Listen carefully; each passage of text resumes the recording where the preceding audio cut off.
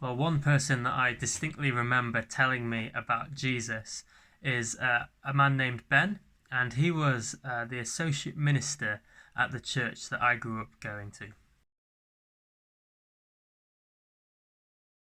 Well, Ben and I would hang out a lot together. I think it would be fair to say that he was mentoring me, but unofficially, we hadn't really come to that arrangement. We just really got on. It seemed that we liked the same things, although he was much older than me. And so we actually ended up playing squash a lot together. We'd play a game of squash, and as we were playing, we would just chat about all sorts of stuff. I would ask him about his job, and he would tell me a little bit about church life, which I just thought was a bit interesting. And he'd ask me how I was getting on with my studies or things that I was up to.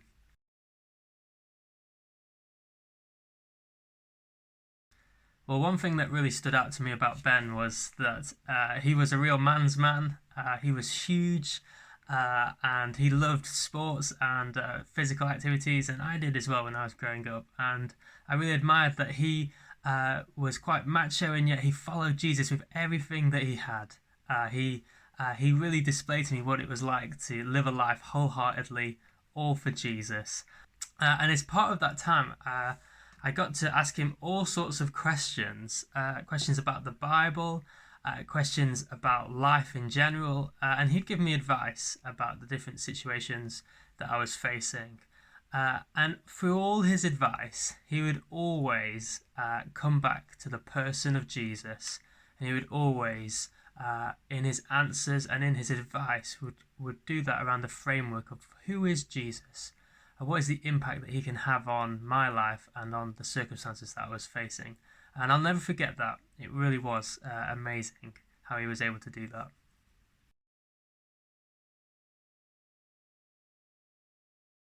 One of the final things that Ben did for me was to give me a gift. Ben was actually leaving his position at the church.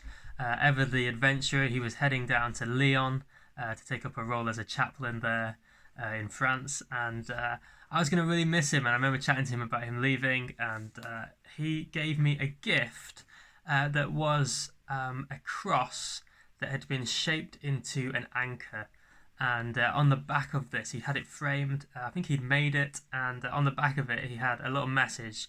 And this message was just encouraging me to continue to explore what it might mean to follow Jesus with everything I had. And he'd engraved within the frame the reference of Hebrews 6, verses 19 and 20. I'm going to read those to you now because they're such an encouragement to me back then, and they still are today. I can't read these verses without thinking of Ben.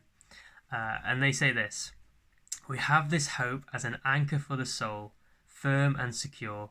It enters the inner sanctuary behind the curtain, where our forerunner Jesus has entered on our behalf. He has become a high priest forever in the order of Melchizedek. And I was so encouraged by those verses when I first read them, and in fact, I often go back to them because of the impact that Ben has had on my life, but also through Ben's influence, the impact that Jesus has now had on my life. To come back to those verses is such an encouragement. I have a hope as an anchor to my soul, firm and secure.